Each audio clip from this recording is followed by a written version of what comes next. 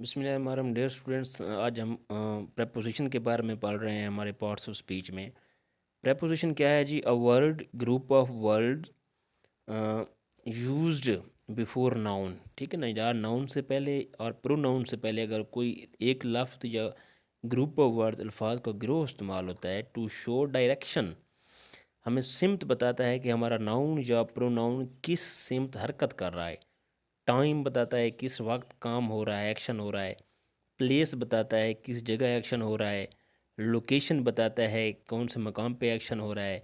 Special space का time बताता है। तो ये हमारे पास, उसे हम क्या कहते हैं? प्रेपोजिशन कहते हैं। लफ्ज़ प्री का मतलब पहले होता है, जैसे प्री प्री नर्सरी या प्री प्री वन एक स्कूल में टर्म होती है कि वन क्लास से पहले। तो यहाँ पे वैसे इसकी प्रोनाउंसिएशन जो है वो प्रेपोजिशन है। ठीक है, प्रीपोजिशन भी कई लोग पढ़ते हैं लेकिन प्रेपोजिशन। अब मिसाल ये है कि हमारे पास एक जुमला हम कहते हैं जी, ही गोज़ टू स्कूल। तो टू हम एक डायरेक्शन है, सिमत है कि वो स्कूल की तरफ जाता है। इट मीन्स कि ये जो टू है ये हमारे प्रोनाउन ही की डायरेक्शन बता रहा है हमें। तो ये टू क्या होगा? ये प्रेपोजिशन होगा।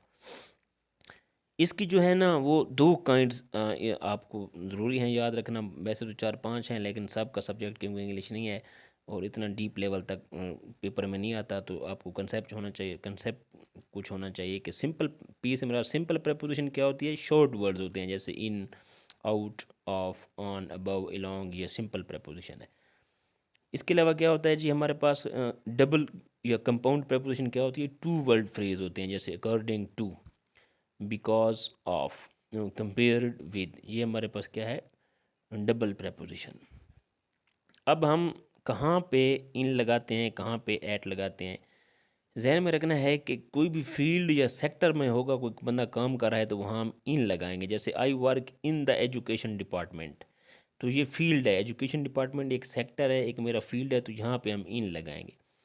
प्लेस जो होगी, जैसे at, he works at a hospital. He works at अ,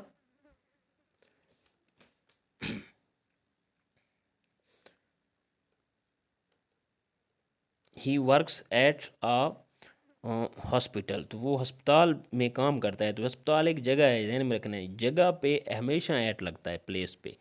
और इन हमने इसलिए लगाया था कि ये एक हमारे पास प्लेस थी। ठीक है ना।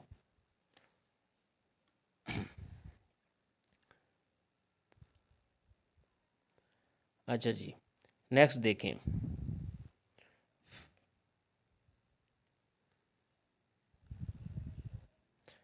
अच्छा जी, नेक्स्ट है जी हमारे पास, हाँ, एज कहाँ पे लगता है जी? I work as a teacher. जब एक जॉब पोजीशन आप बता बता रहे होंगे तो वहाँ आप एज बताएंगे कि मैं बतौर उस्ताद काम करता हूँ। He works as a constable. He works as a soldier. अगर पुलिस या आर्मी डिपार्टमेंट में है तो हम क्या कहेंगे? He works as a soldier. तो जब जॉब पोजीशन आप बता रहे होंगे तो वहाँ आप क्या लगाएंगे? एज। अब कुछ इम्पॉर्टेंट प्रपोजिशन हैं जिनके बारे में आपको जानना बड़ा ज़रूरी है। तो वो मैंने कोशिश की है कि ये एक ही पेज में कुछ अहम चीज़ें आपको बता रहा हूँ मैं। अच्छा, ऐड क्या होता है जी? किसी भी पॉइंट पर ऐड लगता है। ठीक है ना। जैसे हम कहते हैं जी एट द डोर, ये वो दरवाजे पर है। एट द ट्रैफिक सिग्नल, वो ट्रैफिक सिग्नल पर मौजूद है, यानी कि ये एक पॉइंट है ट्रैफिक सिग्नल। जब भी किसी भी चीज़ की टॉप, बॉटम या एंड की बात कहेंगे तो वहाँ भी हम ऐट लगाएंगे। ठीक है ना। इसी तरह क्या होगा? ग्रुप एक्टिविटी जो भी होगी वहाँ भी ऐट लगेगा। जैसे एट पार्टी हम कहते हैं कि he is at the party, वो क्या है? पार्टी में है। इस तरह स्कूल यूनी में भी हम ऐट लगाते हैं। ठीक है। शॉप ऐट लगाते हैं, एट बेकरी। ठीक है, बेकरी के हम ऐट लगाते हैं। इसके अलावा एक इम्पॉर्टेंट चीज़ जो आपने ध्यान में रखनी है वो है टाइम के हवाले से एट, ऑन और इन में क्या फ़र्क है। ये बड़ी इंपॉर्टेंट बात मैं आपको बताने जा रहा हूँ, इसमें आप गौर करें। अच्छा जी, टाइम के हवाले से याद रखें कि जब भी प्रिसाइज टाइम होगा, मुख्तस या मुख्तसर टाइम होगा, तो वहाँ हम ऐट लगाएंगे। जैसे एट 4 AM, ठीक है, 4 बजे। एट मिड नाइट, आधी रात। मतलब ये एक वक्त में से एक प्रिसाइज, मुख्तसर और मुख्तस वक्त है। ऑन जो है वो हमेशा डेज और डेट्स के साथ लगता है। ठीक है ना जी। ऑन Feb 11th, 11 फरवरी को। ऑन संडे, इतवार को। ये डेज़ है, ये हमारी डेट है, ये हमारा डेज़ है। इसके अलावा इन कहाँ पे लगता है जी? इन लगता है जी मंथ, महीनों के साथ हमेशा इन लगता है। इन जुलाई, ही मेट मी इन जुलाई 2023। ईयर्स के साथ I will go in 2022, I will go there in 2022। फ़र्ज़ का एक जुमला मैं आपको बता रहा हूँ, सीजन्स के साथ इन द विंटर, ठीक है ना। वी विल गो टू मरी इन द विंटर, तो जो भी मौसम होगा, ईयर साल होगा, मंथ होगा, वहाँ पे भी क्या हमारे पास इन लगेगा। अब एक और मैं यहाँ पे बहुत इंपॉर्टेंट आपको मैं बात बताने जा रहा हूँ, जो कि वेरी वेरी इंपॉर्टेंट है। इसको आपने गौर से आपने देखना है। हम कहते हैं जी जुमला है जी, he was sitting on a bus, ठीक है।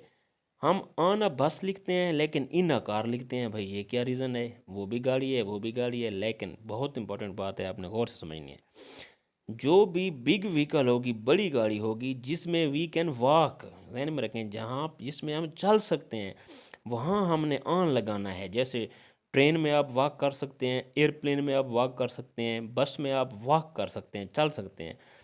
जो भी नैरो व्हीकल होगी, छोटी, जिसमें आप वॉक नहीं कर सकते, जैसे कार, आप कार में वॉक नहीं कर सकते, एम्बुलेंस में वॉक नहीं कर सकते, टैक्सी में वॉक नहीं कर सकते, तो वहाँ पे आपने इन लगाना है, ध्यान में रखें। इसी तरह बर्ड, हम कहते हैं the bird was sitting on the tree होगा, लेकिन इन द नेस्ट होगा। इन जो है नैरो स्पेस है, घोंसला एक नैरो स्पेस है जिसमें पूरा परिंदा आ गया है, ठीक है, ध्यान में रखें। तो इन द नेस्ट, वो घोंसले में परिंदा हरकत नहीं कर सकता, वॉक नहीं कर सकता, तो वहाँ पे वो इन द नेस्ट होगा। ऑन द ट्री इसलिए होगा कि वो पूरे दरख्त पे हरकत कर सकता है। तो ये बहुत इंपॉर्टेंट बात है। तो ये हमारा जी प्रेपोजिशन के हवाले से लेक्चर था, जो कि आई होप आपको समझ आ गया होगा। बाकी इंशाल्लाह नेक्स्ट वीडियो का इंतज़ार कीजिए। Thank you very much. अल्लाह हाफिज़।